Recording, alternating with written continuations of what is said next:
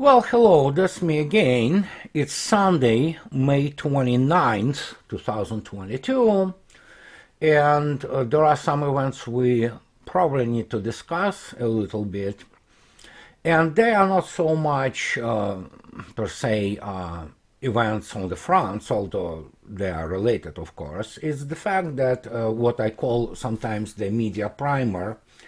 It's the fact that the narrative about Russia's special military operation in Ukraine begins to change across the Western world. And again, it started with the Washington Post, but then again, when you have even German media, such as Welt, which is the world in German, taking the, getting the interview with, for example, such person as General Roland Cater, whose biography you can look up on the NATO site, and it's basically the guy, he ended up commanding of the mechanized division.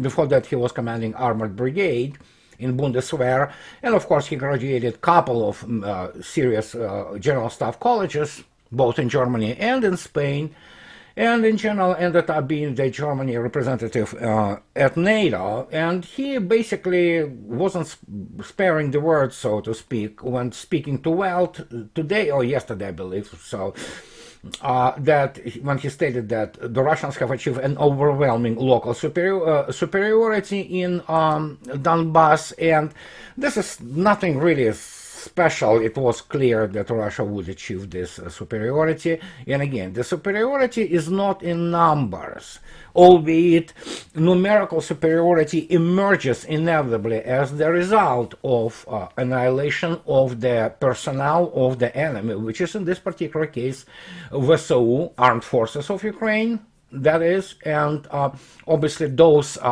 reinforcements, quote unquote, which are being thrown into this grinder because the quality of the personnel begins to drop precipitously. And of course, if you take a look at what is or who is being sent today, and this increasing number of the addresses on record in the videos, and you can go to Larry Johnson's wonderful website, The Sound of the American Revolution.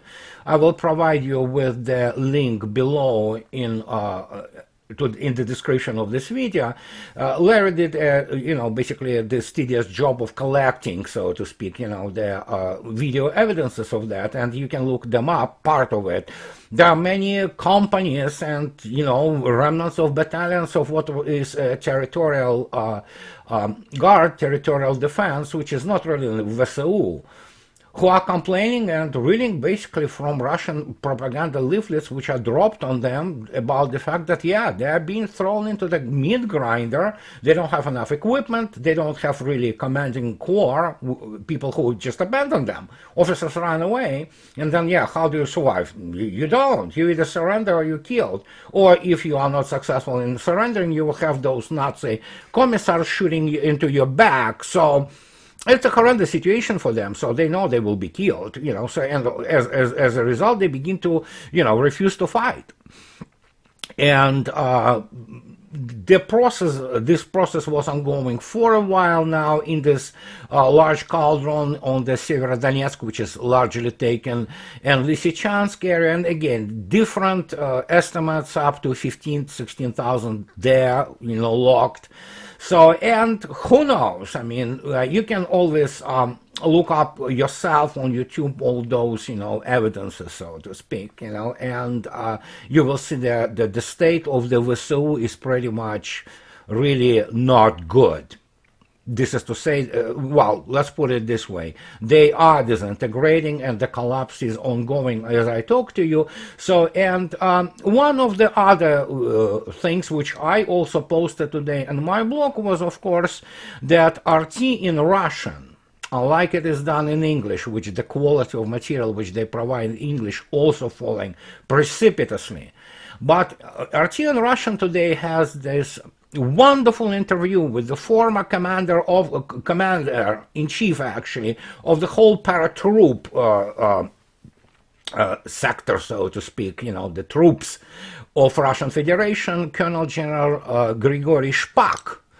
The guy has Frunze Military Academy behind him, and of course General Staff Academy, apart from the obviously graduating from famous Ryazan Paratroop Officer Academy. So, and he speaks in Russian wonderfully about professional issues, and there are some things which obviously have more import than others, but yeah, the most important for me, for example, especially because I am constantly trying to preach here, so to speak, the operational wisdom for people who really want to talk about tactics and explosions and all those shiny military things, is the fact that obviously he basically ridiculed anybody, which is of course primarily Western media, which broadcasts directly primarily Ukrainian propaganda, although this process, so to speak, is going down right now because obviously you cannot deny reality. But Shpak is on record when he said that people who say that Russia is going to run out of ammo, personnel, or little high-precision weapons, it's just ridiculous, it's preposterous. Because obviously when operations are planned and they are especially logistical part, so to speak, resources part is considered, there are many times over storages, so to speak, and resources which are committed to operations, so you just cannot physically run out of them. As he correctly stated, Russia is ready to, if it needs to be fight for several years like that, yeah, sure. There's enough ammunition, enough high-precision weapons, enough what have you, fuel, depots, whatever, to do that. So, and that's, so to speak, a very important point, because obviously for the last 3 months, primarily Western media, which were again broadcasting directly whatever Kyiv was telling them, which tells you the quality of those people in Western media, which is extremely low, and some of them are just straightforward war criminals by basically covering up for Nazi crimes.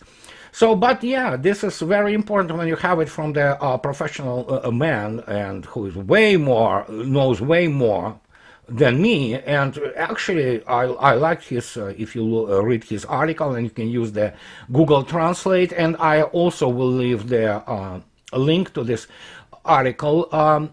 Then he says that, hey, I am retired now, I'm just the guy who sits with the cards, maps and home and follow the operation. It's my opinion. And that's what immediately testifies you to the highest professional level, because he says, it's my opinion. I don't know many things. Neither do I. And I am on the record constantly, including even from the few years back when I was writing a response to one of the persons who so to speak, you can find him.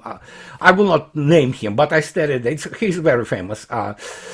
And I stated that I always completely aware of the fact that I have no idea what military political top in Moscow, in Kremlin, knows. Would I love to know? No, probably not. I don't want FSB or CIA, dealing with me, because in this case, I will be privy to exquisite and exclusive knowledge, which is delivered by so many people and so many intel organizations. But, okay, we have to admit to ourselves, we don't know what Kremlin knows, and what they plan, and Russian General Staff plans. Military operations or whatever diplomacy, or what have you, this complex of measures of the state control and state governance, we don't know. We have to admit this. Nobody will tell you that some intel operation happening somewhere, and Russians, Kremlin has the constant stream of all information from this operation is known to us. Of course it is not. We don't know even what kind of the negotiations right now evidently ongoing between the United States and Russia. As the recent interview to TASS, no less, by Mr. Yermakov, who is Deputy Foreign Minister for the Arms Control. He is the chief of the department, which he is pretty much straightforward.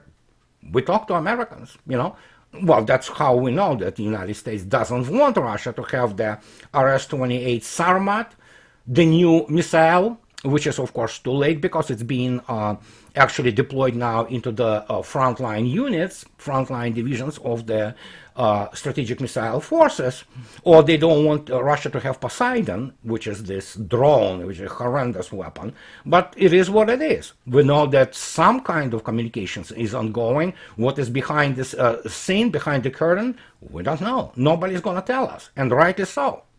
So, in this particular case, that's very interesting against the background of what I already stated, and that's the background of the change in narrative in the West. And when you have Welt basically quoting this General Cater, and of course then one of the leading political scientists who actually shares his opinion about Russia, also from Bundeswehr University in Munich. Yep, there is such university. It's called Bundeswehr University in Munich, and it was actually connected to the initially a very good and actually very military capable Bundeswehr of the Cold War, 1970s and 1980s, when the West German army was a really impressive force. And yeah, the guy also says, you know what, that's pretty much, you know, Russia has no reasons to negotiate with Ukraine. You don't negotiate when you have a complete, overwhelming escalation dominance. And that's what many people still don't understand. And that's what they also don't understand about the decision tree. Again, even Spaak. But again, Spaak says that it's as a matter of factly. It's not like he said, oh yeah, they were wrong. No, he said, yeah, we misjudged a little bit the fact that, you know, there will be the population which will be greeting us in some areas. It will not. It's either completely coerced and afraid, or it's just brainwashed, indeed. The same as VSU. They still think that they fight for some just cause. Well, at least most already don't, but still some do. So, but it is what it is. I mean, so yeah, and again, you fight Russian army, you die. It's just simple as that. And that is why now they're going back to this issue of those multiple launch systems, which evidently Biden gave order to deliver to Ukraine, and it's like with the special instructions to attack Russian territory. I already wrote about this in the blog, and you can go and read about it, because obviously the first missile falls on any Russian city, or primarily border city, so the result will be very disastrous. But then again, Biden and his administration are desperate at this stage, and precisely because of the opinions which I just exposed you to, and you can read them elsewhere, and it's the fact that, yes, the United States is losing militarily of its greatest proxy it ever had, so, and that's an existential thing, so to speak. So that's kind of the brief, very brief, so to speak, insight into what media sphere doing today. I'm talking about Western primarily, because it's definitely changing. The narrative changes. It's you can sense it. And we'll see what Biden administration will do, considering the fact that there are many absolutely mad, you know, people there. I mean, absolutely possessed, and one of them is, you all know, Mr. Blinken, Secretary of the State, or Mr. Sullivan, who is I don't know how he went into the national security advisor. The guy has zero qualifications pretty much for all kinds of, most of them are. So we have this situation. So just keep an eye on it, and, you know, we'll see how it will develop further. But now I want to kind of go back to not operations. And, you know, I've been talking about operations for a while, but, oh yeah, let's go to the tactics. Albeit, of course, tactics is a kind of like a rubber thing, you know, you can stretch it here and there, and then you suddenly can talk about the tactics of the platoon, and then you have the tactics of brigade or division even. So, and you already remember I discussed a little bit in terms of the operations, how they approach, I mean, competent military people approach them, and again, it's just very, very small part of it. And again, make no mistake, I'm trying to simplify it to the point of being almost trivial, because obviously a lot of it is mathematics, a lot of it is computer science, not to speak about the physics, real, you know, physical mathematical, if you wish, physics mathematics processes involved in that. And But again, I'm trying to deliver here basic knowledge of how people do and how they, try to kind of plan for the war.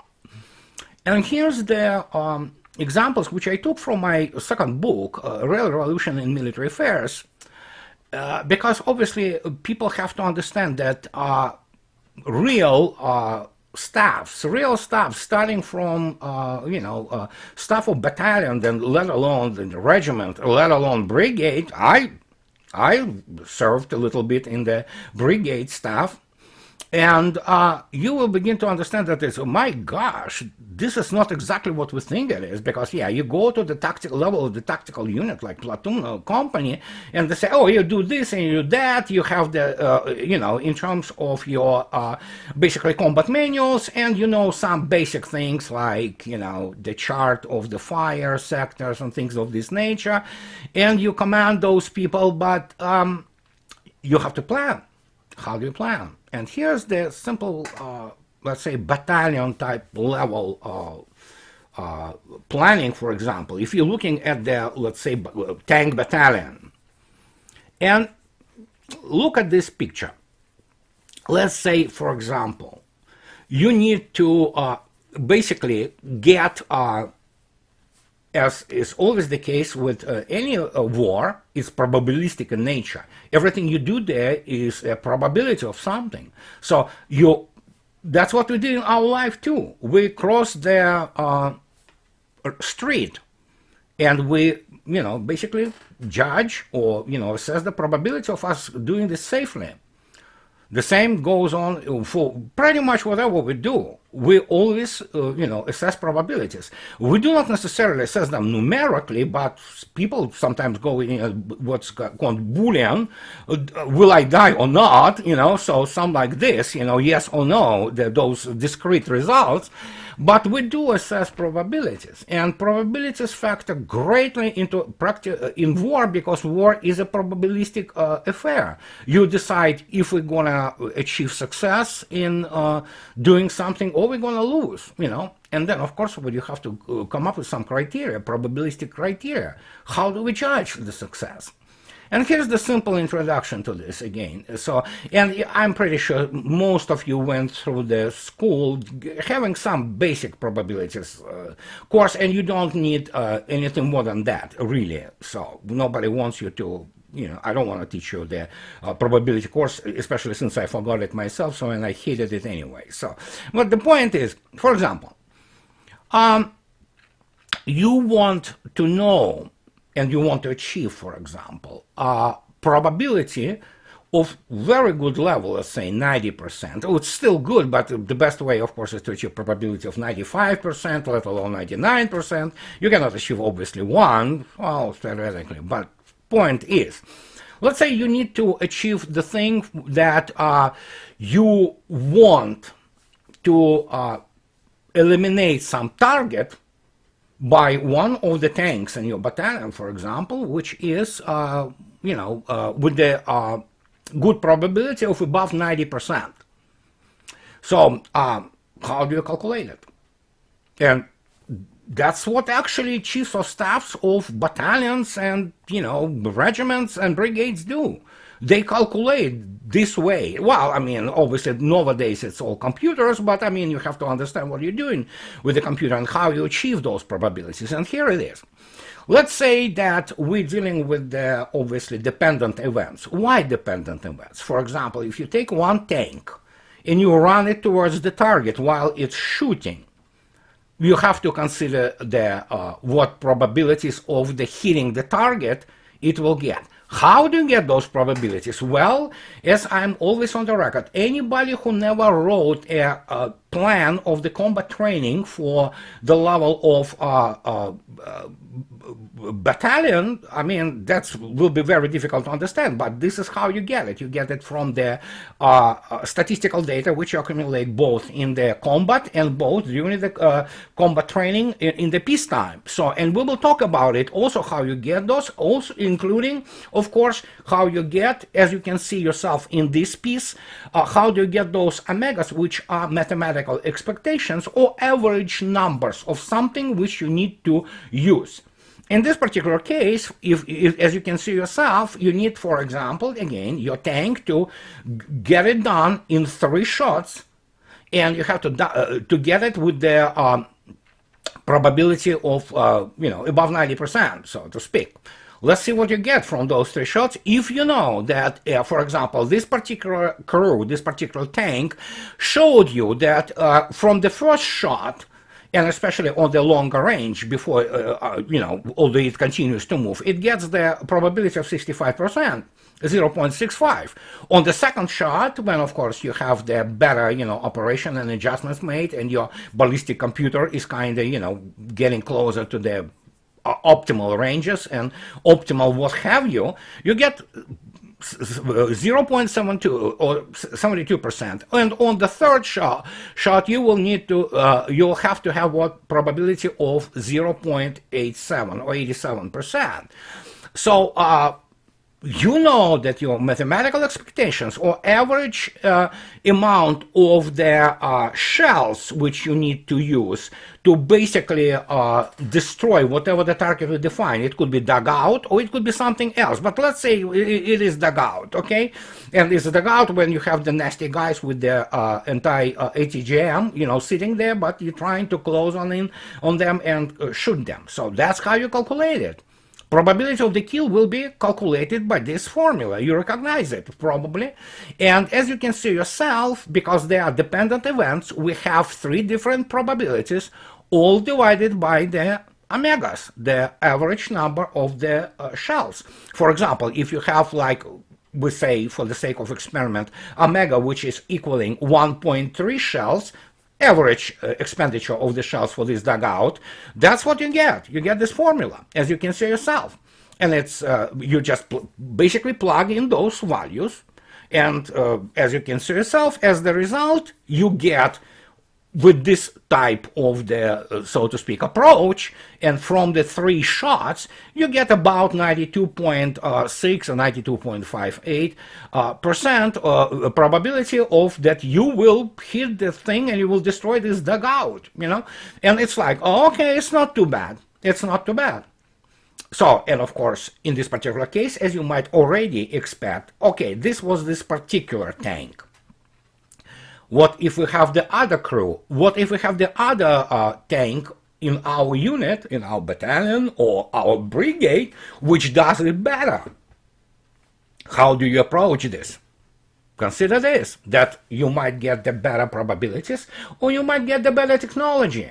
Instead of, let's say, T-62 or some patent tank, you'll get something like T-90 Prorif breakthrough, that's what it means, with an excellent ballistic computer with the truckload of the sensors from infrared to ultraviolet TV, what have you, and you have a superb computer there, and you have the superb gyro stabilization of the platform in general. And suddenly you can recalculate, that it will get, let's say, probability in the first shot 0.85, then 0.9, and then 0.95. See for yourself what you're gonna get, even considering with the same amount of the shells or expenditure of the shells, which is math expectation, which is omega.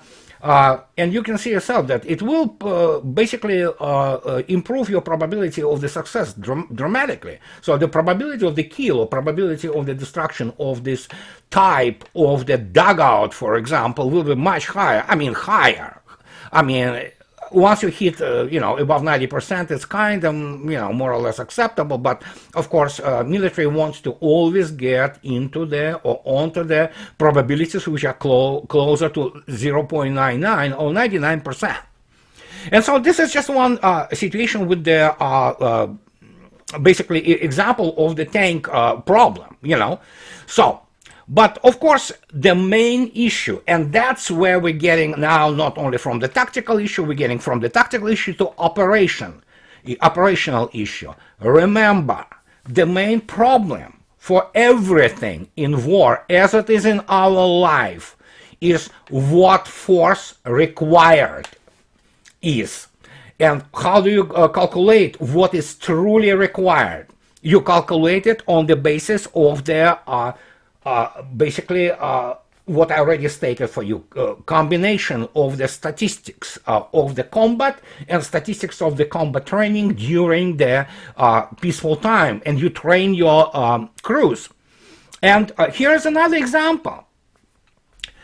And for example, the issue here is very simple. You have to kill something. In this particular case, you just pull it out of your ass if you want to, just to figure out what you want to do. But let's say you have the enemy MLRS and you need to hit it, so to speak, from the first shot. How do you do it? You cannot do this, for example, how to put it, with one tank. Well, you can, and the modern tank probably can do that. But this, again, don't forget, we're doing this for the sake of example. But you understand that, I run the good old T-72s, well, it's decent, decent ballistic computer, decent night vision and all that, but still, it's an older tank. But let's say this, what do we do? How do we approach our task and how we can fulfill it when, for example, if you take that the first shot probability by those people, by your average tank crews is 0.52, 52%. How do you calculate, the required force? How many tanks you need in order for you to hit it with the decent probability of 97%? And you have to calculate number of tanks which you need. Here it is. For example, if we want our probability of the kill from the first shot to be 97% of 0.97, you use good old formula of the independent events, so to speak, and as you can see yourself, it all comes down to the simplest equation. If you look at it, it's about the exponent n, which is your required force in this particular simplest tactical scenario. And how do you calculate it? Very simple. You just plug in your values, and guess what? You arrive to the simplest exponential equation, you see? And after that, you logarithmize both sides, and once you logarithmize both sides, we will omit it here, but it's really easy. You can find your n, that means number of tanks which you need, and guess what? Once you calculate it, you'll need 4.8 approximately, so you'll need 5 tanks to make sure that you kill the enemy with the probability of 0.97 or 97%. And again, these are simplest tactical tasks, tactical problems, which any officer with any degree of the operational mind has to be able to solve. And we're talking about officers which really graduate from the military academies. And these are just simplest problems. Now, how do you calculate the force required and how you structure the force when you're dealing with indeed brigade or let alone division? We also will talk about it, but for now we'll concentrate on the fact of the simplest, tactical level decisions. And this is how the officers, people who graduate military academies or have the significant service experience or combat experience are basically trained to see the world, the battlefield. It's all about proper space-time picture of your battlefield. This is what many people don't understand. No, computers are fine. Everything, and of course, modern means of, mechanization, so to speak, or computerization of the calculations are great. That's what they are there for. But basic understanding of the process, and especially formation of the tactical decision, let alone operational decision, on the level of divisions and higher, this is a completely different science, and I just presented to you a couple of very simple examples, and we will be working on presentation of other examples of this nature more. But what I'm saying, guys, this is actually how the war is fought. Nobody says, I have 10 tanks, let's throw them and, just kill them just because we want to. No, this doesn't work like this. That is why you go and you begin to consider all tactical factors which go into this, and once you begin to account for them, you arrive to what is called the commanding decision on level from platoon to the level of division, or let alone the level of the army group or army, where you have massive staffs which do and prepare this work for you to make commanding officer proper decision. And of course, commanding officer has to know himself what is this and how it is done. That is why people don't graduate immediately as ensigns or simple lieutenants or junior lieutenants, and they are thrown into command of the armies. No, that doesn't work like this. You need to go through all these motions, all these steps, including academically, in order to understand how decisions are made. And then that's when it comes down to simple yes or no.